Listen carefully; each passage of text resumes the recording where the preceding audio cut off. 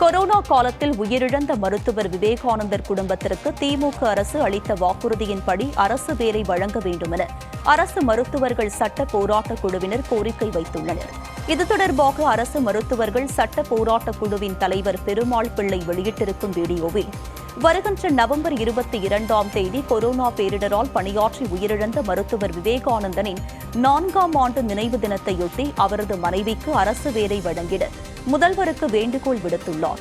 மேலும் கள்ளச்சாராயம் குடித்து உயிரிழக்கும் நபர்களுக்கு உடனடியாக நிவாரணம் வழங்கும் திமுக அரசு கொரோனா காலத்தில் பணியாற்றி உயிரிழந்த மருத்துவர்களுக்கு இதுவரை எந்தவொரு நிவாரணமும் வழங்கப்படவில்லை என குற்றம் சாட்டினார்.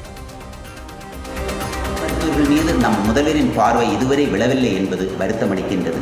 எதிர்பாராத விபத்துக்கள், இயற்கை பேரிடர் மட்டுமின்றி கள்ளச்சாராய இறப்புகள் என பாதிக்கப்பட்டோருக்கு நம் முதல்வர் உடனடியாக நிவாரணம் தருவதை பார்க்கின்றோம்.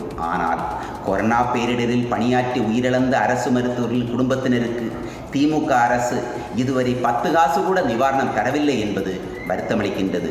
அதிலும் குறிப்பாக மறைந்த மருத்துவர் விவேகானந்தன் மனைவி அரசு வேலை கேட்டு மாண்புமிகு சுகாதாரத்துறை அமைச்சர் அவர்களை குழந்தைகளுடன் 3 முறை நேரில் சந்தித்து வேண்டிய பிறகும், மாண்புமிகு தமிழக முதல்வருக்கு கண்ணீருடன் வேண்டுகோள் விடுத்த பிறகும் இதுவரை முதல்வரின் கவனத்தை ஈர்க்க முடியவில்லை.